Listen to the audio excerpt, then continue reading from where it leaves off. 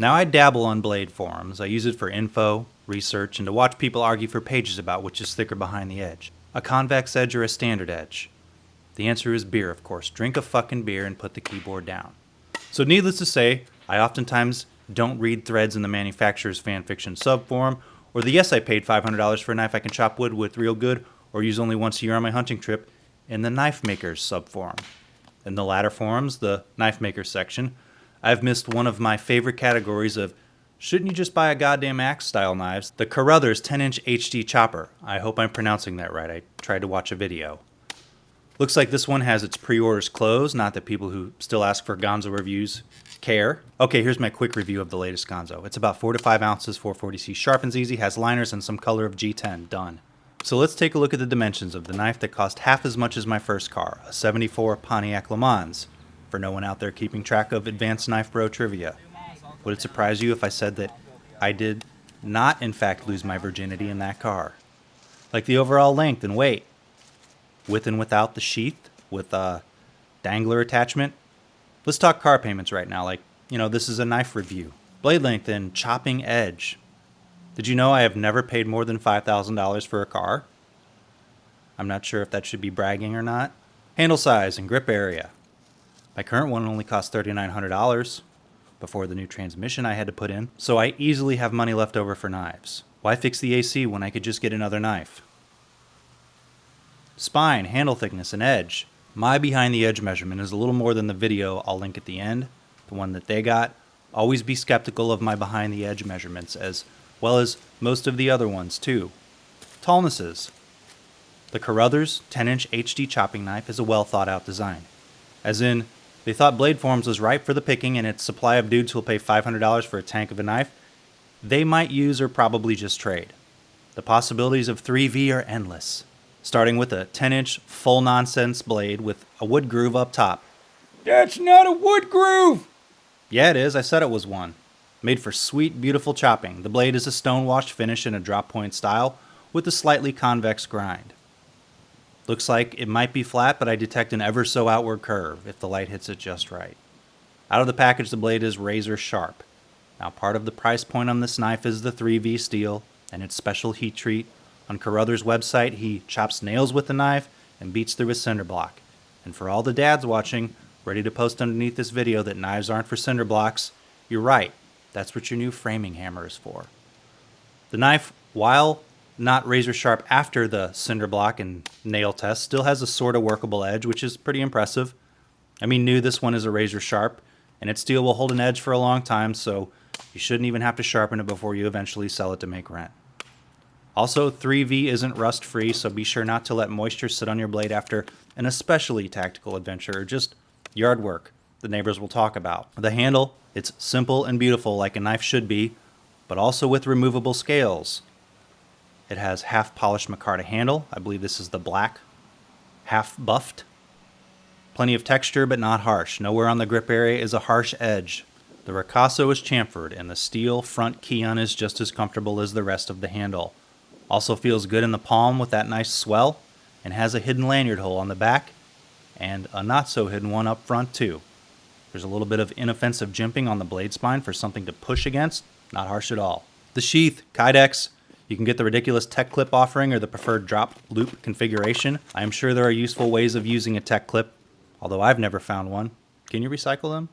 I've never carried a fixed blade horizontal, let alone one this heavy. The Kydex sheath is a tight fit and the knife sort of clips into place, deeper down than you'd expect. Retention when sheathed is good, even though there's no handle loop to snap. There's a drain hole in the bottom for plant-based goo. The knife is significant, so when it's dangling, it feels like you have a brick tied to your belt. It swings around as such too. I apologize for always referring back to the Zombie Tools backer, but my Kukri has a Kydex sheath with a leg loop that keeps the knife swing to a medium.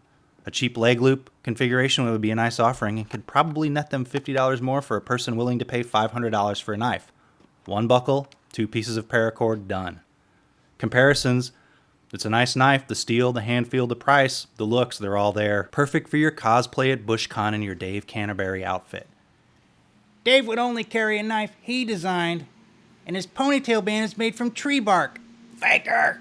Other than the sheath being a little less than adequate for the weight, I have no real complaints about the knife. It's a utilitarian extravagance. That makes sense for field testing artists everywhere. Carruthers can use that tagline for their website if they want. All I ask is for a free knife. Now the Zombie Tools Vacra. This is a $280 chopper with not what people are really into these days, 5160 steel, which is more rust prone than the 3V and the 10-inch chopper. The handle on this one is reasonably comfortable, and the kukri shape gives it more meat in the chopping area of the blade. Kukris, however, aren't quite as batonable as a knife with just a simple drop point and a flat back. Its longer reach means it also doubles as a machete. Now the Junglist 2, lighter. Sorry, the Chug Dude said is the Jungle Ass 2. Lighter and smaller, which means less chopping power. The handle is nice on the Carruthers 2. This is about a $150 knife, and the steel isn't as wear resistant as the 3V, and it's lighter, almost puny looking even. Cheaper steel means you have to sharpen it more, in theory. Now the BK9. The BK9 also has a very nice handle because I paid $40 to upgrade it. Pretty similar blade size, but the Carruthers edge is a bit further out from the handle because of the choil. On a chopper, a blade that sits a little further away isn't bad.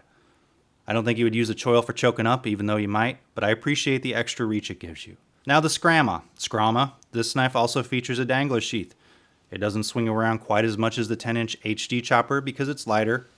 Longer handle too, ultimately a little more comfortable because of its rubberized handle that has a little more give when you squeeze it. Alright, let's continue chopping. If you were to need one chopper, a stupid statement if you're watching reviews about fucking knives, this would be an excellent pick. The price is incredibly steep to most people, but also, people don't need choppers or can find cheaper alternatives if they want to trade down in steel. I don't own any knives quite as big as this one outside of my kukris, which are my main choppers. Oh wait, my $50 Aranyuk machete, I guess, and I have a few machetes, my Yoshimi. Okay, I own too many knives, I'm sorry, I take that statement back. You also have to take into consideration this is a much smaller company that doesn't have the production capabilities like larger companies do, and concentrates more on each knife, making sure it's right. Otherwise you'd flame them on blade forums before sending them an email, like an adult would. Let's say they know their audience. If you like using outdated comparisons, it's a Cadillac in the chopper category, maybe like an Escalade. There is nothing I will do in the course of this test to dull the blade significantly before sending it back, so you can assume the edge held just fine, and it's like new unless I say otherwise. I rarely even dull smelly old 1095 in these tests, and have yet to sharpen the disgusting 5160 on my Zombie Tools Vacra. Sometimes I think blade steel's overrated. You may ask what I think it's worth, taking into consideration my choppers in the $50 to $300 category. Fit and finish is probably the best, and I'd wager I'd pay $350 if money was no object for me. Like it is for you. Like it's not really twice as good as my Zombie Tools. Anyway, a few channel notes before I close.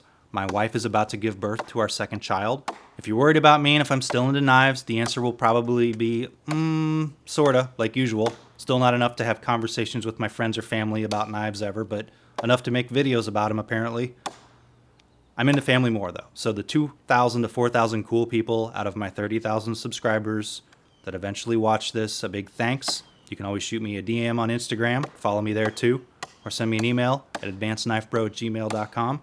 A link available on my channel details to you and any standard Chinese company offering me a Wi-Fi humidifier and earbuds for review. A big thanks to the subscriber who sent me this, not seeking fame or fortune, like that's part of YouTube's appeal, or anything of value other than helping me to expand content on the channel and give viewers ideas on what or what not to buy. Can I skip some meals? If you like this channel and enjoy the content, think about signing up and donating to my Patreon a few bucks a month, or sometimes buying stuff through my Amazon and Blade HQ links below the video. I do sometimes take on loaners on a case-by-case basis, like this one, if they're interesting, and the same goes for donations. But because these videos take so long to write and make, I can't take everything that's offered. I hope you understand. Anyway, subscribe, comment, give the video a thumbs up, follow me on Instagram if you'd like to see my new kid when it arrives. I don't know, it's a surprise, kind of like when your Survive knives will show up. But mostly pictures of knives and beer. Thanks for watching.